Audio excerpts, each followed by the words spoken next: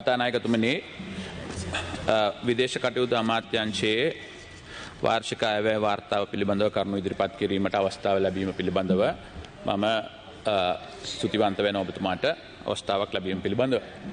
මුලින්ම ගරු කතානායකතුමනි විදේශ අමාත්‍යාංශයේ විෂයපතය හා විදේශ අමාත්‍යාංශයට කළ හැකි කාර්ය ප්‍රමාණය පිළිබඳව අවබෝධයක් තියෙන්නට ඕන විදේශ අමාත්‍යාංශය ගැන කතා කරනවා.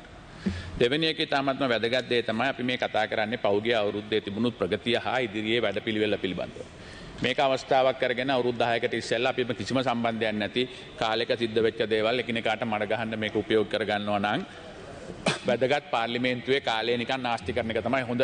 මේක හොඳයි මේ අර ගැලරියට කතා කරන එක තමයි.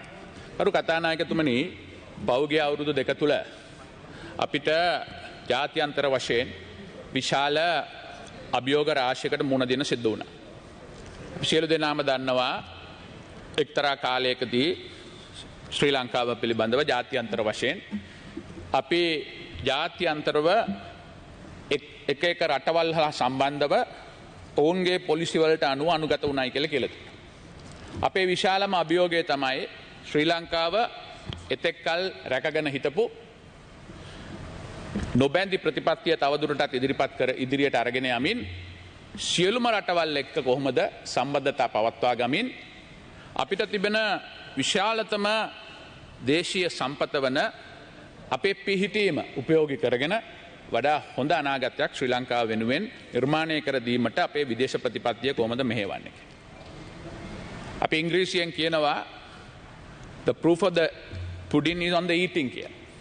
අපි බලන්නට ඕන පෞද්ගලික ටිකේ අපි අද වනකොට ජපානයත් එක්ක ඉතාමත්ම හොඳ සම්බන්ධතාවයක් ගොඩනගාගෙන තිබෙනවා. චීනයත් එක්ක ඉතාමත්ම හොඳ සම්බන්ධතාවයක් ගොඩනගාගෙන තියෙනවා. ඉන්දියාවත් එක්ක ඉතාමත්ම හොඳ සම්බන්ධතාවයක් ගොඩනගාගෙන තියෙනවා. ඇමරිකාවත් එක්ක ඉතාමත්ම හොඳ සම්බන්ධතාවයක් ගොඩනගාගෙන තියෙනවා. මැද පෙරදිග රටවල් එක්ක ඉතාමත්ම හොඳ සම්බන්ධතාවයක් ගොඩනගාගෙන තියෙනවා. ඒ කොච්චර දුරට කිව්වත් අපි හිතනවා පෞද්ගලික කාලේ අපිට ලැබිච්ච ලොකුම අභියෝගය තමයි ණය ප්‍රතිසංස්කරණය කිරීමේදී ඩෙට් රීස්ට්‍රක්චරින් වලදී එකිනෙකට වෙනස් අදහස් ඇති රටවල් සියල්ල කොහොමද ඉක්මනට කැමති කරවගන්නේ. ඒක තාමත්ම බරපතල දෙයක්. රාත්‍රිකර ජනාධිපතිතුමාගේ නායකත්වය යටතේ මුදල් අමාත්‍යවරයා හැටියට අපිට මේ රටවල් සියල්ල කළමනාකරණය කර ගැනීම සඳහා විශාල වගකීමක් පැවරලා තියෙනවා. හුඟක් අය කිව්වා මේක කවදාවත් කරන්න පුළුවන් දෙයක් නෙවෙයි කියලා. හැබැයි අපිට පුළුවන් වුණා මාර්තු මාසයේ වෙනකොට ඉන්දියාව, පැරිස් ක්ලබ් එක, චීනය, පැරිස් ක්ලබ් එකේ රටවල් 17ක් ඉන්නවා සම්බන්ධ කරගෙන මේක සඳහා අවශ්‍ය මුල් අන්ඩර්ටේකින් එක ලබා ගන්න. විශාල ජයග්‍රහණයක්. ඒ හින්දා තමයි අපිට IMF එක පළවෙනි ට්‍රාන්ච් එක ලබා ගන්නට පුළුවන්. මට මතකයි අපි සම්පූර්ණයෙන්ම කොන්සන්ට්‍රේට් කරලා තිබුණේ චීනයයි ඉන්දියාවයි පැරිස් ක්ලබ් එකයි. ජපානයේ නායකත්වය දුන්නා පැරිස් ක්ලබ් එක තුල අපිට ජනාධිපතිතුමාගේ ඒ පෞද්ගලික සම්බන්ධතාව විශාල වශයෙන් උපකාරී වුණා ඒකට. නෑ කියන්නට බෑ කාටවත්. ඒ කාලය තුලදී අපිට තිබුණු අභියෝග ජය ගැනීමේදී අන්තිම අවස්ථාවේදී අපි දැනගත්ත අපිට තිබුණේ දවස් 3යි අපි ඒ අනිත් රටවල් සම්බන්ධ වෙලා තිබුණා. නමුත් ඉරානයටයි සෞදි අරාබියාවටයි කුවේට් වලටයි පාකිස්තානයටයි කතා කරලා තිබුණේ නැහැ කියලා. අපිට තිබුණේ පැය 48යි. මට මතකයි මම එතකොට හිටියේ එංගලන්තේ පොදු රාජ්‍ය මණ්ඩලයේ විදේශ මන්ත්‍රීවරුන්ගේ සාකච්ඡාවකට සහභාගී වෙලා ටෙලිෆෝන් කෝල්ස් තමයි සම්පූර්ණයෙන්ම ෆැක්ස් ටිකක් කරා ටෙලිෆෝන් කෝල්ස් ටිකක් කරා ඔවුන්ගේ එම්බැසඩර්ස් වලට කතා කරා ඒ රටවල් හතරම පැය 48ක් යන ඉස්සෙල්ලා ඔවුන්ගේ එකඟතාවයට අපි ලබා දුන්නා. මේකෙන් පෙන්눔 කරන්නේ අපි යම් කිසි දෙයක් හරි විදියට කරලා තියෙනවා කියන්නේ. ඊට පස්සේ හැමෝම ජාත්‍යන්තර සංගරා විවිධ ආයතන ප්‍රකාශ කරා චීනයෙන් මේකට කැමැත්ත ලබා ගන්න බැරි වෙයි කියලා. නමුත් ජනාධිපතිතුමා චීන ගරු ජනාධිපතිතුමා හම්බුණා. එතුමාට කතා කරන්නවත් තිබුණේ නැහැ. ඒත් ඉස්සෙල්ලම එක්සිම් බැංක් එකෙන් ප්‍රකාශ කරලා තිබුණා ඔවුන් එකඟතාවයක් ඇති කරලා තිබෙනවා කියලා. ඒ අනුව අපිට පුළුවන් වුණා ඔෆිෂියල් ක්‍රෙඩිට් කමිටි OCCC එක සම්බන්ධ කරගෙන ගිය සතිය වෙනකොට ඔවුන් ඔවුන්ගේ කැමැත්ත දබා දුන්නා. විශාල ජාත්‍යන්තර ජයග්‍රහණයක්. මේක නෑ කියලා කියනවා නම් කුවක ගම තමයි ඒක පිටිපස්සේ තියෙන්නේ. ඒ හින්දා අපිට හැකියාව ලැබිලා තියෙනවා. ලබන 12 වෙනිදා වෙනකොට මේක බොහෝ විට IMF බෝඩ් එකට යයි. IMF දෙවනි ට්‍රාන්ච් එක අපිට හම්බවීමේ විශාල සම්භාවිතාවයක් තියෙනවා. ඒ තමයි මෙරට නැවත බංකොලොත්වාවේ මුදා ගැනීම සඳහා තබන අඩිතාල. ඒක ඉබේ සිද්ධ වෙච්ච දෙයක් නෙවෙයි. ඊට පස්සේ අපේ අමාත්‍යාංශය ඉතාමත්ම ළඟින් වැඩ කරනවා විදේශ රැකියා අමාත්‍යාංශයත් එක්ක, ටුවරිසම් අමාත්‍යාංශයත් එක්ක සහ ආයෝජන ප්‍රවර්ධන අමාත්‍යාංශයත් එක්ක. ගිය අවුරුද්දේ මේ තියෙන බාධක සියල්ල තියෙද්දි අපිට පුළුවන්කම ලැබිලා තිබෙනවා ලංකාවට ඩොලර් බිලියන 1.5ක බංකොලොත් වෙලා තියෙන රටකට ආයෝජන ඇති කරගන්න. කවුරු හරි නැහැ කියනවනම් ඊළඟ සංඛ්‍යා ලේඛන බලන්න දිලුම් අමරුගම ඇමතුමත් එක්ක වාඩි වෙලා. දෙවෙනි එක ගිය අවුරුද්දේ පුළු ලංකාවට මාවේ සංචාරකයෝ ලක්ෂ 7යි. 7,19,000. අද මේ වෙනකොට 15 ලක්ෂයකට ආසන්න ප්‍රමාණයක් ඇවිල්ලා තියෙනවා. 100ක වර්ධනයක් ලැබිලා තියෙනවා. ඒ වර්ධනය පිටිපස්සේ අපිට හැකියාව ලැබිලා තියෙනවා.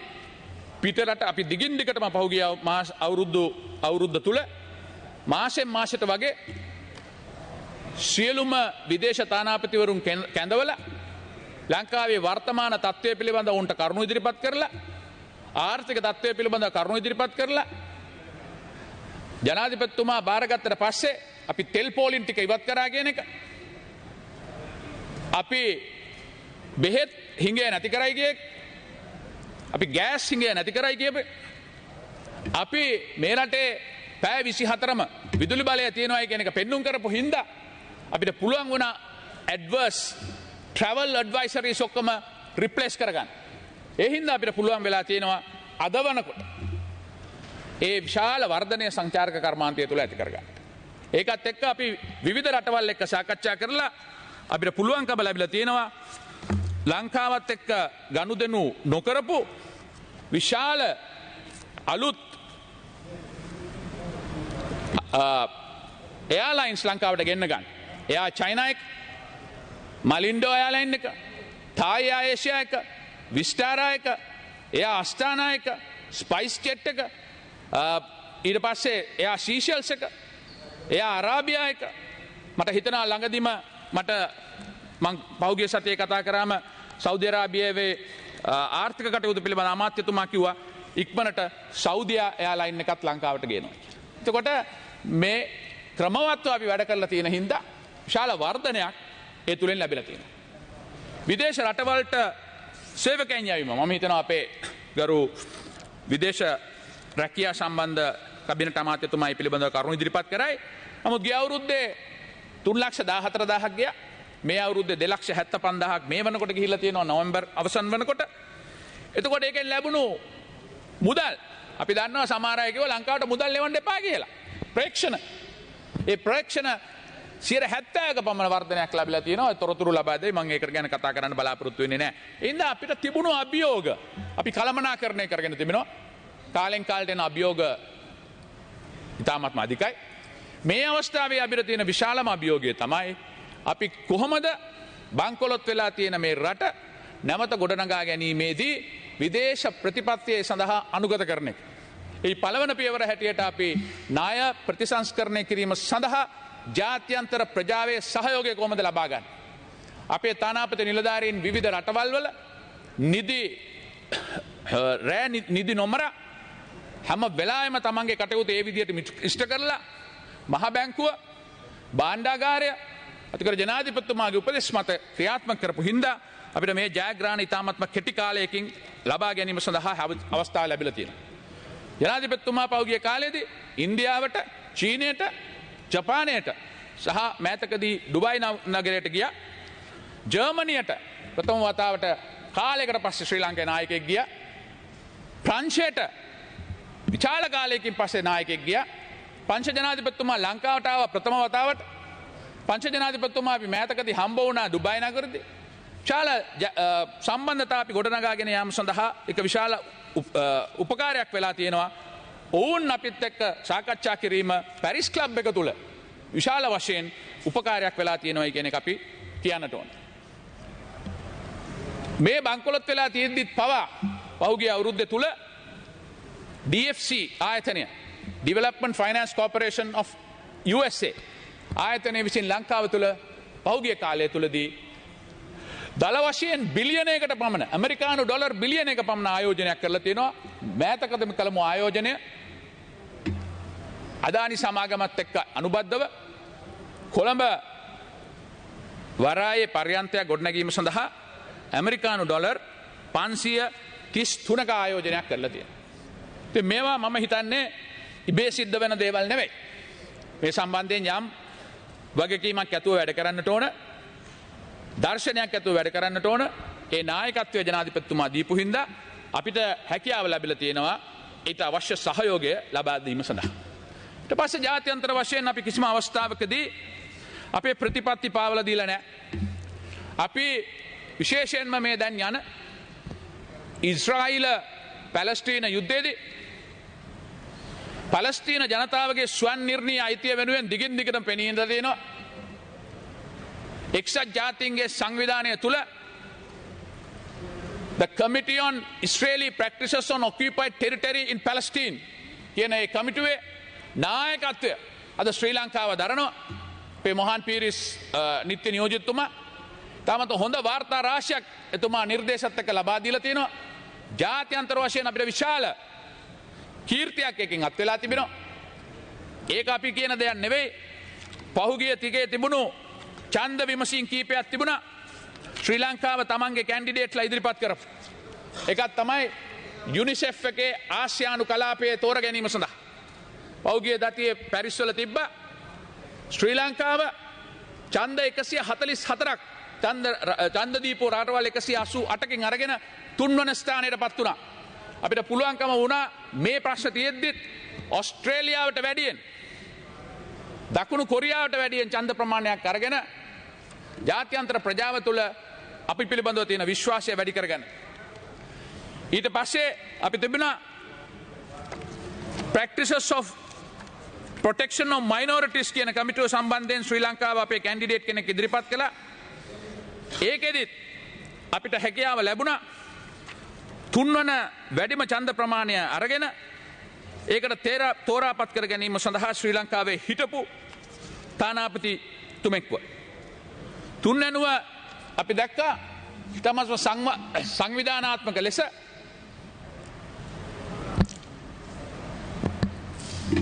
ලංකාවේ TSS එක ට්‍රැෆික් සෙපරේෂන් ස්කීම් එක ඒ කියන්නේ අපේ නැව් ගමනාගමනය කරන මාර්ගය වෙනස් කිරීම සඳහා ඉල්ලීමක් කරලා තිබුණා. යම් යම් ජාත්‍යන්තර ආයතන එකතු වෙලා අපි හිතනවා ඒක පිටිපස්සේ භූ දේශපාලනය තිබුණයි කියලා.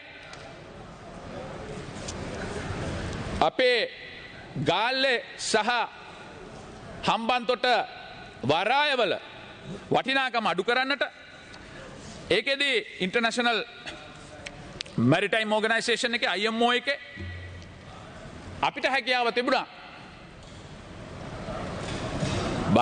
ඊජිප්තුව ඇල්ජීරියාව චීනය ඉන්දියාව පාකිස්තානය සම්බන්ධ කරගෙන කැනඩාව විතරයි විරුද්ධ වුණේ. කැනඩාව අපේ සියලු දේවල් වලට විරුද්ධ වෙනවා දේශපාලන කරුණු අනුව.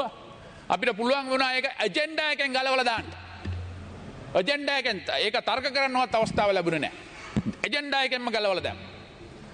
අර කතානායකතුමනි අනුව අපි යම් කිසි දෙයක් හරියට කරනවායි කියන එක පිළිබඳව අපිට අවබෝධයක් තියෙනවා. අපි දැක්කා අපිට තාමත්ම අමාරු තීරණයක් ගන්න සිදු වෙනවා එක්ස්පෝ එකේදී කාටද සහයෝගය දෙන්න කියලා. හිටපු ගරු විදේශ කටයුතු අමාත්‍යතුමා ඒ පිළිබඳව 2021 දෙකේදී තීරණයක් කරලා තිබුණා සෞදි අරාබියාවට සහායක දෙන්න. ඒක ඡන්දය පැවැත්වුණා ගිය සතියේ. සෞදි අරාබියාව ලබාගත් ගරු විදේශ කටයුතු අමාත්‍යතුමනි හිටපු ජී.එල්. පීරිස් මැතිතුමනි ඡන්ද 119ක්. දකුණු කොරියාවට ලැබුණේ ඡන්ද 29යි. ඉතාලියට ලැබුණේ ඡන්ද 17යි. පැරිස් වල ක්ලබ් එක. ඒ අනුව අපි ගත්තේ තීන්දුව හරි. ඔබතුමා ගත්ත තීන්දුව හරි කියලා හිතලා මම ඒක දිගටම පවත්වාගෙන ගියා. ඒක සාධාරණීකරණය වෙලා තියෙනවාද වෙන්නේ. ඒ කියන්නේ අපි ගත්ත තීන්දුව තීරණ මත අපි රැඳිලා තිබිලා ග්ලෝබල් සවුත් එකත් එක්ක අපි යම් කිසි පැක්ට් එකක් සහයෝගයෙන් කටයුතු කිරීම හින්දා අපිට දේශපාලන වාසි රාශියක් ලැබිලා තියෙනවායි කියන එක පිළිබඳව මම විශේෂයෙන්ම අවධානය යොමු කරන්නට ඕන. ඊට පස්සේ කිව්වා අපි මම දන්නවා අපිට අභියෝග රාශියක් තියෙනවා. අපිට ප්‍රධානම අභියෝගය තමයි යම් කිසිම I think our biggest challenge is how we should not be drawn into any particular camp and seen as we are an extension of a particular country or a particular region or a particular alliance. So Sri Lankan foreign policy, on the basis of the instructions given to me and also on the experience of His Excellency the President, is friendship to all and enmity to none. I think we have succeeded in this. President Wickremesinghe had been able to talk to many other leaders all over the world, particularly the big powers. He visited India, he visited China, he visited Japan twice, he visited France, he visited Germany, he went to UN, he was there on the COP, he engaged with many leaders in the world and articulated Sri Lanka's vision. I think because we have done that, without getting entangled into a pro-country strategy, but standing together as an independent sovereign state, we have got the respect which Sri Lanka richly deserves. As a result of which, we have been able to conclude the debt restructuring to a great extent, get those assurances which are required, and were able to get the IMF first tranche, and I'm certain that we will get the second tranche within the next couple of weeks. So therefore, I think we are doing certain things in the right direction. ඊළඟට ගරු කතානායකතුමනි වැදගත්ම දේ මේ කාලය තුලදී අපි ශ්‍රී ලංකාවේ ව්‍යාපාර විදේශ රටවල් වලට ප්‍රගුණ කිරීම සඳහා අපි කළ යුතු කාර්ය මොකක්ද කියන එක. ඒ හන්දහා අපි දන්නවා විදේශ අමාත්‍යාංශය තුල තිබෙනවා ඉකොනොමික් ඩිප්ලොමසි. ඒ කියන්නේ ආර්ථික කටයුතු සඳහා සහයෝගය සඳහා වෙනම දෙපාර්තමේන්තුවක්. ඒ දෙපාර්තමේන්තුව හරහා අපි මේ වනකොට විවිධ වැඩපිළිවෙල රාශියක් සිදු කරලා තියෙනවා. මේ වර්ෂය තුල පෞගිය වර්ෂය තුල එකිනෙකට වෙනස් විවිධ පුහුණු වැඩසටහන් 20කට අපේ නිලධාරීන් 40 දෙනෙක්ව සහභාගී කරවලා තියෙනවා. ඒක තුලින් අපිට අපි තාමත්ම ළඟින් ලංකාවේ තියෙන චේම්බර්ස් එක්ක වැඩ කරනවා. විවිධ අලුත් අවස්ථා කන්ස්ට්‍රක්ෂන් ඉන්ඩස්ට්‍රි එකේදී ඇෆ්‍රිකාවේදී මිඩ්ල් ඊස්ට් වල සහ සිංගප්පූරු වලට අපි ලබා ගැනීමේ හැකියාව ලැබිලා තියෙනවා. අපේ තානාපති නිලධාරීන් මේ සඳහා උදව් කරන්නට දිගින් දිගටම කටයුතු කරගෙන යනවා. විශේෂයෙන්ම අපේ ගරු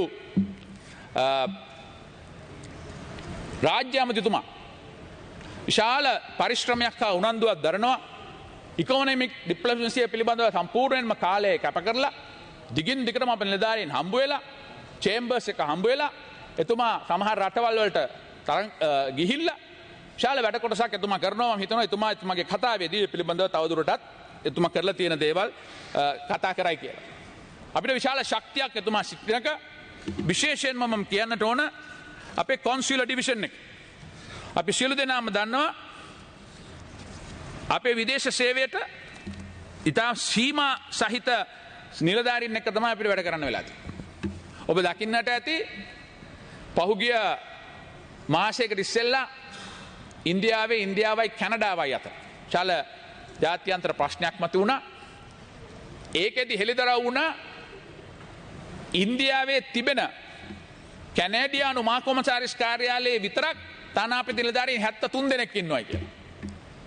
හැබැයි අපේ සම්පූර්ණ තානාපති සේවයම ලෝකෙම ඉන්න රටවල් 55 සහ ලංකාවේ ඉන්න අංශ 24 ඔක්කොම කරන්න අපිට ඉන්නේ 164 දෙනයි.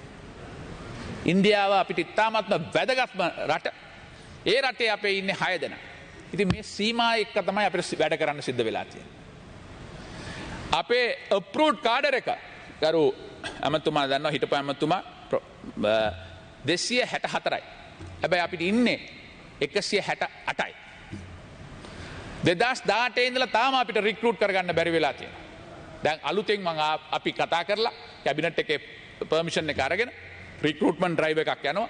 මම හිතනවා හොඳම අය අපිට තෝරගෙන මේ විදේශ සේවය ශක්තිමත් කිරීම සඳහා අවස්ථාවක් ලැබෙයි කියලා. ඊට පස්සේ මම හිතනවා අපි ක්‍රමවේදයක් සකස් කරන්නට ඕන.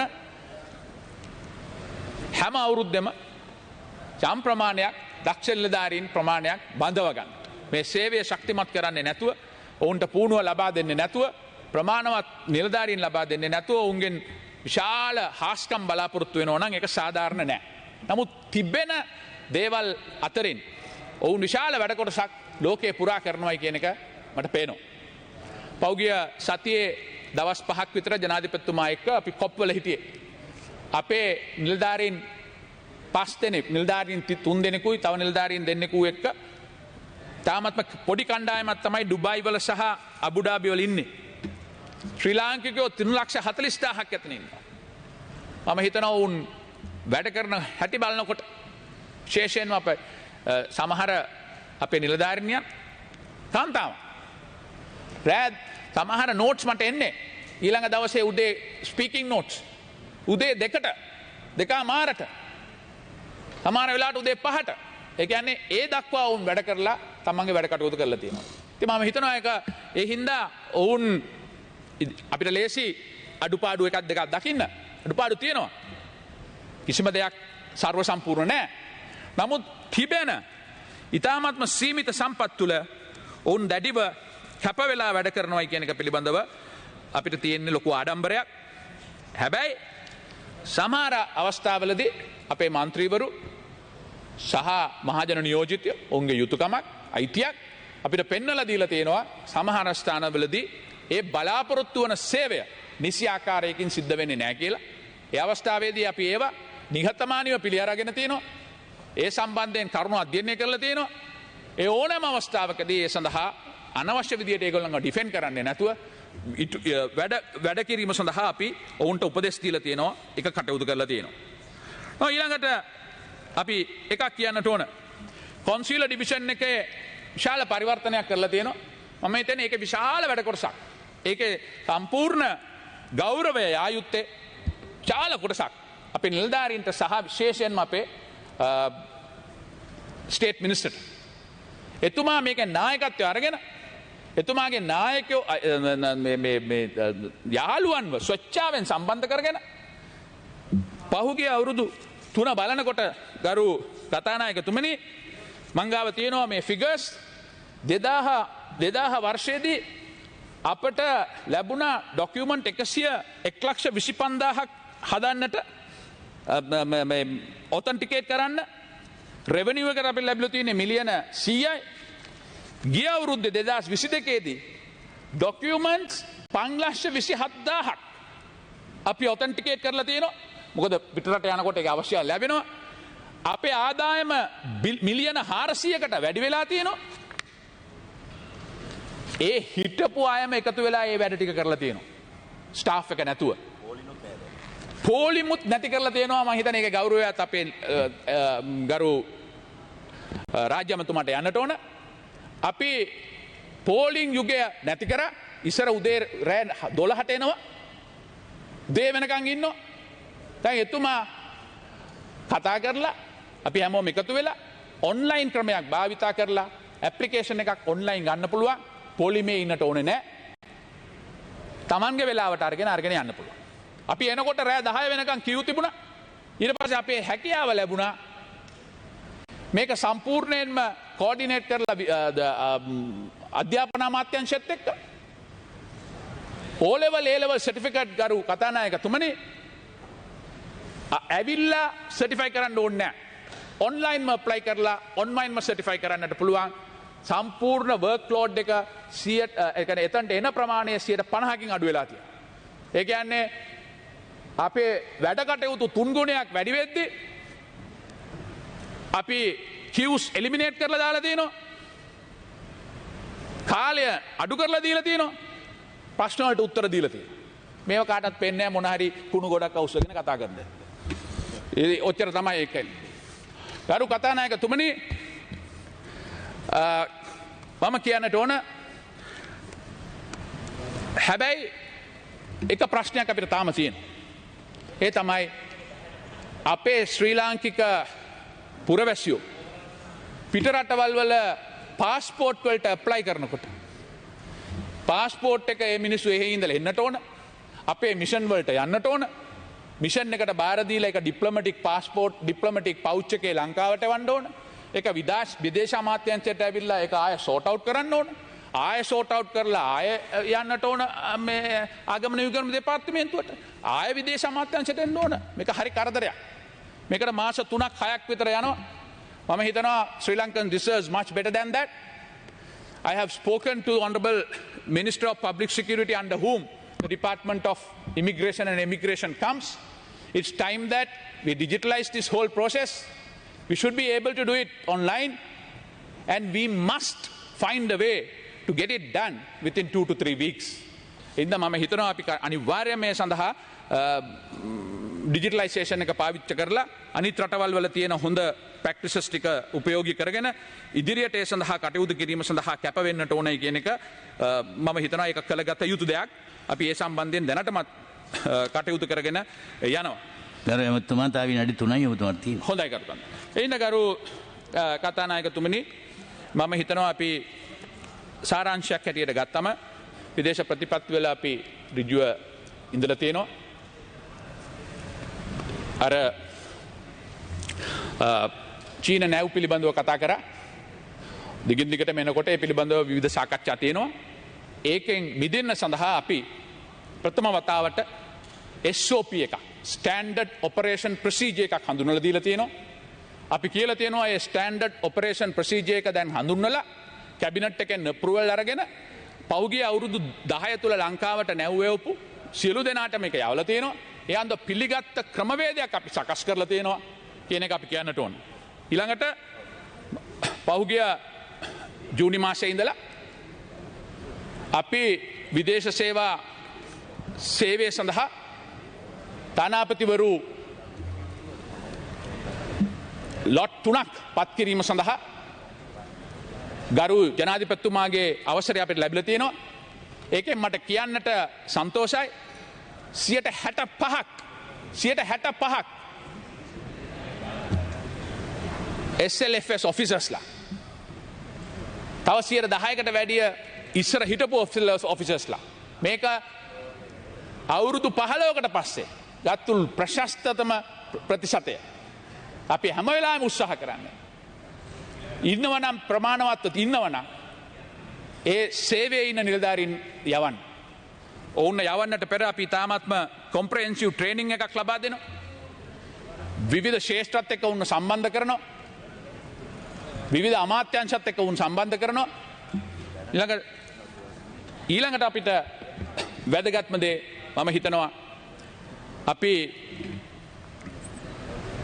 එක්සත් ජාතීන්ගේ සංවිධානත් එක්ක වැඩ කරනකොට අපි තාමත්ම හොඳින් ඔවුන් එක්ක වැඩ කරනවා. නමුත් අපි අපේ රටේ ස්වෛරීත්වය පාවල දීලා ඔවුන්ට අවශ්‍ය විදියට රට මෙහෙවන්න අපේ කැමැත්තක් නැහැ. අපේ මේ රටේ ජීවත් වන සිංහල ද්‍රවිඩ මුස්ලිම් සියලු දෙනාටම ඉතාමත්ම ගෞරවයෙන් ජීවත් විය යුතු පරිසරයක් නිර්මාණය කර දීම ඕනෑම රජයක වගකීමක්. ඒක කතා දෙකක් නැහැ. ඒ සඳහා අපි කැප වෙන්නට ඕන. මම හිතනවා එහි අඩුපාඩු තියෙනවා නම් අපි විසඳ ගන්නට ඕන. බයි අන්ත දෙකකටම අපිට යන්නට බෑ. අපිට දෙමළ ජනතාවට තමන්ගේ අයිතිවාසිකම් මේ රටේ පුරවැසිය හැටියට ඉදිරියට ගෙන යාම සඳහා අයිතිය ඒ ආකාරයෙන්ම අනිත් අයට තියෙන ආකාරයට තිබිය යුතුයි. හැබැයි තවදුරටත් තවත් ජෙනරේෂන් එකක් බෙදුම්වාදයේ ලෙස තල්ලු කරන එක වළක්වා ගත යුතුයි. ඒ එක්ස්ට්‍රීම් දෙක ඇතුලේ තියාගෙන දෙකම ප්‍රතික්ෂේප කරලා ඒකීය ශ්‍රී ලංකාවත් තුළ සියලු දෙනාටම තමන්ගේ අයිතිවාසිකම් ආරක්ෂා කරගමින් ජීවත් විය හැකි පරිසරයක් නිර්මාණය කර දීම අපේ යුතුයකමක්, අපේ වගකීමක්. අපි මම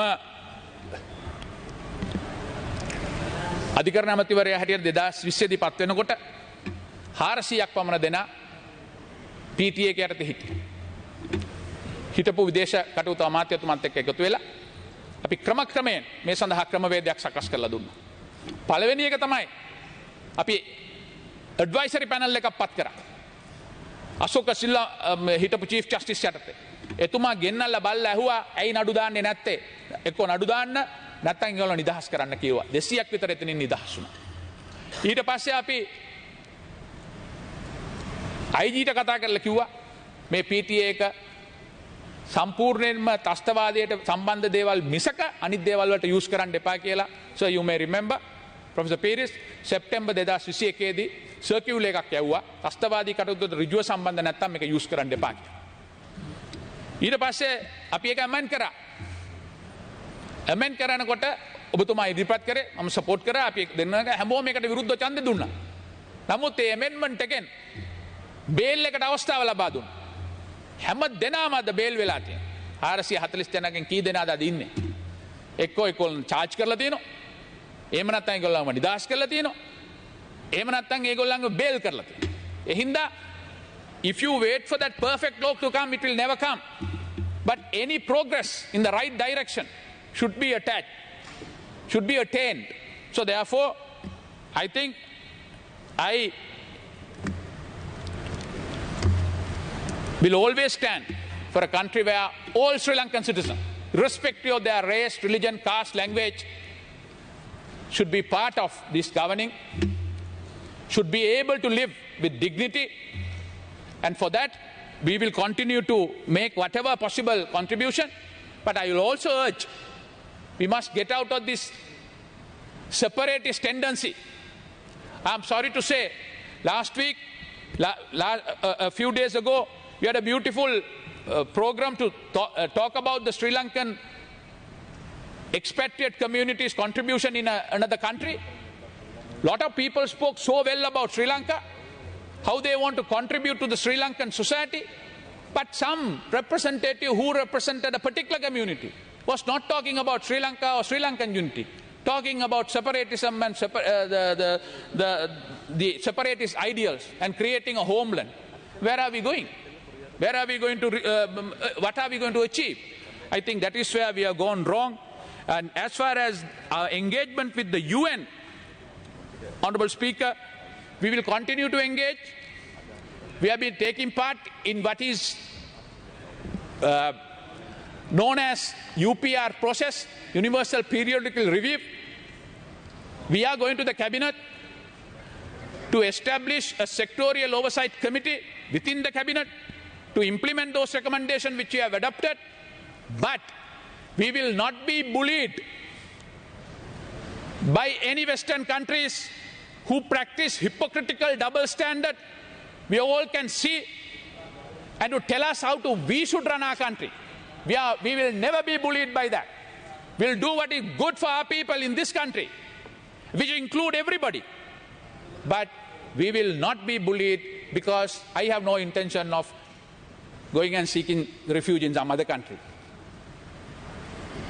So therefore, I have no obligation in this role other than for my country and what is good for my country. Therefore, if anyone, but we must also say, we have absolutely no problem with those countries and their administration, but we have some problem with some of the politicians who, as External Minister of India very correctly pointed out, driven by vote bank politics, which is true. So we are not going to cater into the vote bank politics of Western capitals. We are a sovereign state.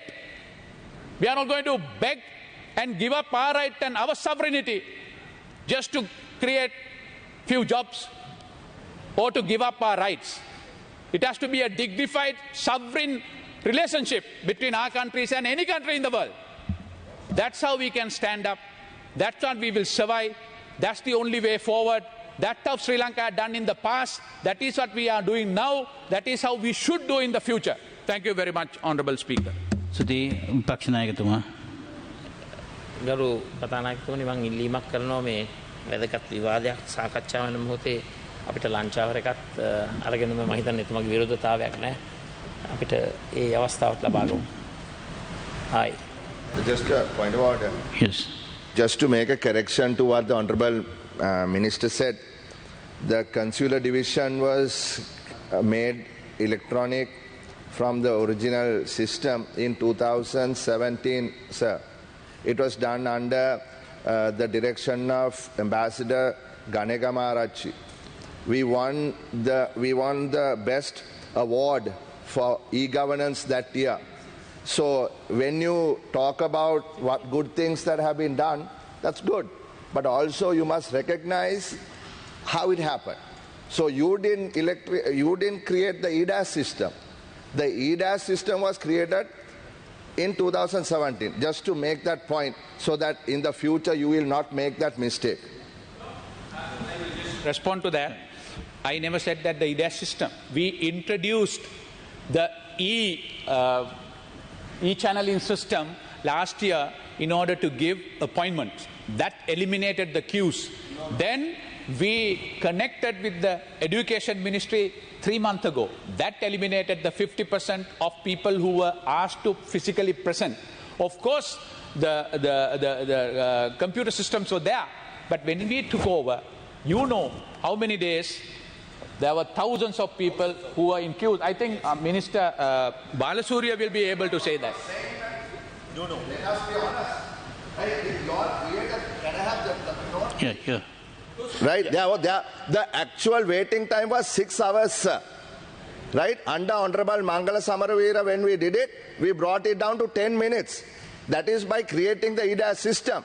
It is because of these people who messed it up. There were so many people wanting to leave the country. That is what happened. So let us be honest. Right? Let us be honest about what we are saying. That's all I'm saying. Right? Give the credit to people who did it. Who? Don't shout, man. I never said about myself, man. I never said anything about me. I said about Mangala Samaravira. Just say the truth, man. You all created all the nonsense. What are you? Why you don't need to scream like an idiot? Yeah. Why? Please, yes, Garumatuma. Honourable Speaker, I never take under this credit. I gave the credit to my State Minister. He the one who was behind this. It is easy for somebody to write theories and make lectures. What matters is, when it's required on the ground, take up the challenge and face it. Do that, Mr. Silva. Let me respond. Stop talking to me. Please. Yeah, why do? Yeah. Yeah. Let me respond. Right? You don't try to make insinuations against me, Minister. Right? What did you do? You talk about you're standing for every community in this country. What did you do? No, what did you okay. Did you stand up for your own community? Please. Right? Don't talk. Let the Deputy Minister take it up. Yeah.